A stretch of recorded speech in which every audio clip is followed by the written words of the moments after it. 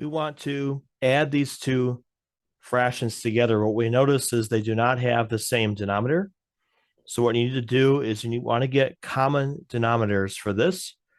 And so first we want to look at what the least common multiple is of 7 and x, because that's going to end up being our least common denominator.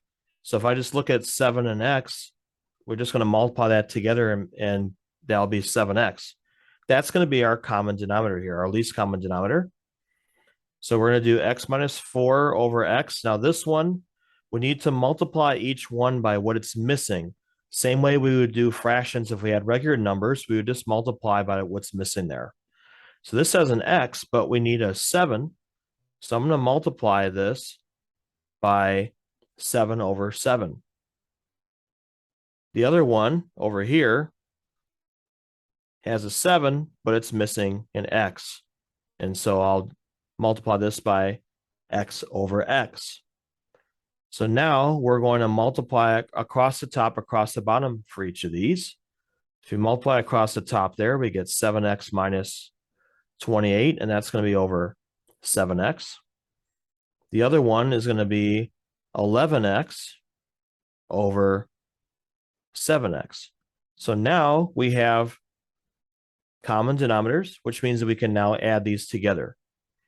The way we do that is we just put 7x down below here because the two fractions turn into 1 when we add them together. And on top, we have 7x minus 28, and then we're adding 11x to that. We can reduce this one.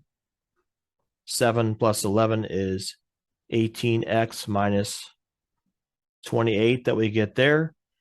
And it is also possible for us to factor a common factor out of this, which would be a 2, and we get 9x minus 14. And that's about all we can do here because nothing is going to reduce, which means you would have this for the answer. Now, a lot of times I have students that'll ask questions, can I just multiply the whole thing by 7x to clear out the fractions?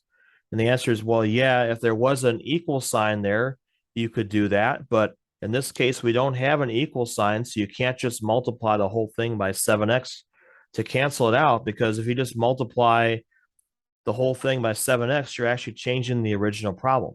That's why we're multiplying by 7 over 7 and x over x, because we're just multiplying by powers of 1. So in doing so, we're not changing the original problem by doing this. So this here in the end, this will be our final answer. Nothing else reduces here, and that would be it.